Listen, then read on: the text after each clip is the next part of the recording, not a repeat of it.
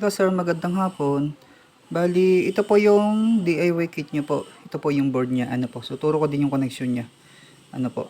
So, kung napansin mo, marami siyang mga pin na dalawahan. Mga 2 pin. Ano po? So, ito 2 pin. Ito 4, ito 3, 3, ito 2. So, may mga level naman yan. Kung nakita mo, kagaya nitong tatlong to magkakatabi. So, yan. Baliktarin ko lang So, yan. Nakasulat yan is SW. Ibig sabihin yan, switch. Mga switch yan, tatlong ayan. So, SWW, switch for water. SWS, switch for soap. SWA, switch for air.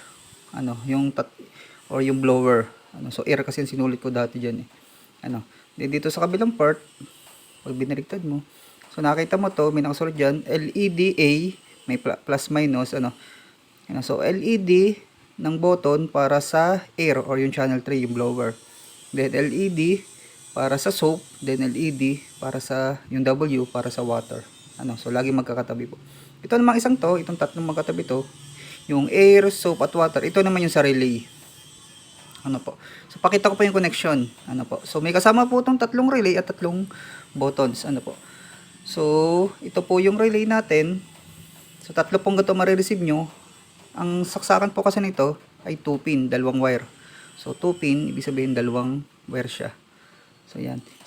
Parehas lang din yan ng sa button. So may tatlo po kayong push button. Ito po. So yung bawat wire niya, meron ding tigalawang pin. Ano? So 2 wires bawat connector. Ano po? So magtataka kayo. So itong button, bakit apat yung wire? So dalawang red, dalawang black. Ano? So yan po, parang dalawang connector po siya. So pakita po natin. Ano po? So ganito po siya.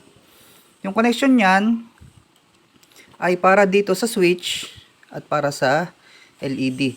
Kasi ito pong inyong button ay merong switch. Ito yung switch, yung kulay pula. Yan, tatanggal po yan eh. Ayan, yan. Ito. Yan yung switch at yung ilaw, yung LED na nasa loob nito. Kaya po ito, pag pinindot nyo na ilaw. Ano? Kaya yung connection niya, isang switch, dalawa sa switch na wire, then dalawa din sa LED. Kaya napansin mo, parang apat siya. Ano, then tigalwa sila tigisa siya ng socket. Ano. So, ang connection po niyan, una nyo nga hanapin, ay ito muna. So, tandaan natin, itong kulay pula, ito, yan pula black na yan. So, natatanggal po yan eh. So, ito. So, switch lang kasi talaga siya. Literal na switch yan. So, pag tinanggal yan, ito. So, ito yan. So, magkasama yan. Ano. So, yan. So, switch yan. Ito talaga yung pinaka micro switch na tinatawag. Ito kasi parang pindutan lang. Ito kasi nasa labas. Ito naman nasa loob. So ito talaga yung napipindot. So switch po yan. Ano? Ito namang isa. Yan. May puti na yan. Yung may wire na yan. Ayan yung ilaw na nasa loob ng button na to. Ano? So ito yung dalawang to magkasama yan. Kaya pag nasisira ang switch, ito lang po ang pinapalitan. Unless sira din ito, butas. Minsan kasi binubutas nila. Pero kadalasan ito lang sisira itong switch na ano. Kaya napapalitan po yan. Ano? So kabit ko lang muna. Kuha na ako ng iba din eh. So, balik tapos. So, nakaset up po yung ganyan. So, una yung titingnan. So, basta ang switch, ito. Yan, may pula na yan.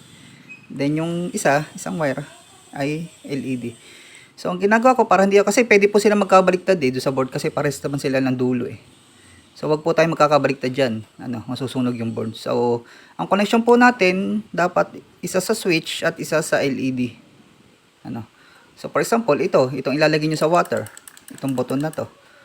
So, una yung ikakabit, yung switch. Ito. So, itong wire na to. Yan. So, hanapin mo yung dulo. So, switch siya. So, dito po yung switch doon sa may SW. Ano, so, balik natin. Ayan. So, SW. So, for example, lalagay mo to sa water. So, isasalpak mo siya sa SW, switch for water. So, since ito yung switch, ano, ito yung wire ng switch, yan, yung kulay pula, yan po yun. Sasalpak ko doon sa switch. So, salpak mo lang. So, hindi mo magkakabalik yan kasi may parang guide po siya. Yan, oh. Yan. So, yun na yung switch, connected na yan dito. Ano, so, yan yun. Yan, hanggang doon, switch. Tapos, yung isa naman, yung ilaw niya, itong LED. So, hanapin mo rin yung LED. So, balik rin ko lang po ulit ha. LED, nasaksakan para sa water. So, LED for W. Yun po. LED W or water. So kung ano yung switch, yun din yung water. Ano? So switch na water, ito, yun, SWW, then LED W or LED for water. So kasi nga po, ito ay ginamit mo sa water.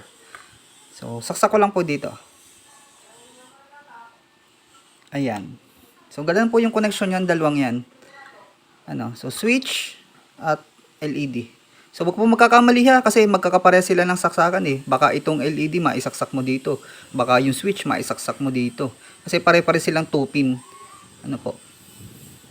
Sa ngayon kasi medyo parang nakakalito, pero madali lang na maintindihan. Ano. Sa second version natin, lalagyan natin na hindi na sila magkakapalit-palit. Ano. So ulitin ko po, ito ay switch. So ito yung switch. Ito yon. Then yung LED niya, ito yung nasa loob nito, ito yung wire niya, yan. Ito yung wire niya na kulay puti. Yan. Then ito po yung LED for water. So yan. So yung dalawang ayan magkakambal. Ano? So same lang din nung iba, yung dalawang button, ganito rin. Isa doon sa switch, kasi sa soap, at isa doon sa LED niya. So ganoon lang din po yung connection niya. Okay, malito. Then dito naman, ito yung mga relay. So yung relay, ito po yun. So ang connection din kasi ng relay ay 2 pin din. Ano, parehas lang doon sa LED saka doon sa switch. Parehas silang 2 pin, kita ba? So 2 pin po 'yan. Ayan. So dito naman madali lang kasi ang mga relay dito lang sinasaksak diyan sa air, soap, water. So yung tatlong magkakatabi na yan para sa relay yan. For example, ito. Gagamitin mo ng relay na to sa water. Ano, kasi nga nakasalpak na yung puton mo for water. So lagyan mo na ng relay for water. For example, ito yung gagamitin mo. So yung dulo niya, so ito po yung dulo niya, yung wire na yan. Saksak mo lang doon sa water. Yan. Water. So yan. So ganoon lang siya kasimple. Ano? So meron ka ng one channel. Ano, yung iba. So doon lang din, halos magkakatabi lang naman sila eh. So ito lahat ay relay, ito lahat ay LED. Ano, ito lahat ay switch. Ano, magkakatabi. Yung tatlo na yun, so magkakatabi lang siya. Kaya pag nagawa mo yung isa, magagawa mo na siya lahat. Ano. Then yung ibang connection naman, hindi ka na malilito. For example, ito yung sa LCD. Yung LCD ay ito. Ito yung LCD. So 4 pin naman yan. Kaya hindi ka malilito. Iisa naman dyan ng 4 pin. Ano. So ito yung LED. So dito siya. Ito lang naman kasi ang 4 pin eh, or 4 na wire. So dyan lang yung salpak lang. Ano, hindi ko na sasalpak. Ano, kasi wala na may ibang 4 pin dyan. Then yung isa naman, yung sa coin slot. Sabihin coin slot. Yung coin slot ay ganito. Yan, yung hulugan. Ano. So siya ay 3 pin. Ano. Yung ibang part kasi madadali na naman eh. So 3 pin siya. So ito siya, tatlo yan. 3 pin siya. So ito yan. Ano, so 1, 2, 3. So 3 pin or 3 wires. So dito lang naman siya. So dito siya. So dalawa yung 3 pin. So dito siya sa may nakasulat na universal. Ayan. Ito. So dyan ang salpak yun. Dyan milang salpak na universal. So dito yun. Ano. Kahit naman mapasaksapak yan dito sa kabila, hindi naman siya gagana. Hindi naman siya masisira. Kasi pares lang naman silang 3 pin. Dalawa kasi 3 pin na magkatabi. So dito ko siya sinasaksak sa universal. Ayan. So yung isa kasi ay S-type nakasulat. So ito ay universal. So dyan yan. Yan. So sabi ko nga, kahit naman magsala ka, hindi naman siya masisira. Ano, hindi lang siya gagana yung coin slot. Ano, kaya lipat na lang. So dito po siya. Ano. So dito yung LCD kasi 4 na pin, then dito yung coin slot. Ano, actually coin slot kasi yan eh, dalawa kasi yung klaseng coin slot eh. Kapag S-type or universal. Since naka-universal tayo, kaya dito natin nilalagay. Ano, yung S-type kasi yun yung regular na hulugan. So dito siya sinasalpak. Ano. Then ito ng isang 2 pin na to para to sa RGB light nung sa coin slot LED. So ito siya. So, ilaw lang yan ng coin slot. So, salpak kasi 2 pin din ito. Kasi common kasi talaga 2 pin eh. Kasi plus minus lang yan eh. Ano, positive negative kasi yan. Nung supply. So, yan. Dito lang siya. Yan. Sa RGB. Yung sulat. RGB. So, dito lang siya. RGB meaning ilaw ng coin slot. Yan, yan lang. So, ganoon lang po siya kasimple. Set. Tapos, power supply dito. Hindi ka magkakamali. Isa naman yan. Power supply dito yan. So, make sure bago mo salpa ka ng power supply or isaksak, make sure na tama yung connection na, no? So, ang pinaka-critical yung switch. Yun ang huwag magkakamali. Saka relay, syempre. Yung mga tatlong ayan. Hindi pwede magkabali-baligtad. No. Kaya make sure na tama. Although properly labeled naman no. May SW for switch. Then ito, nakasulat LED for sa ilaw ng button. Then itong water soap air soap water para sa relay. So yun lang naman ang connection po niya. Okay. Thank you.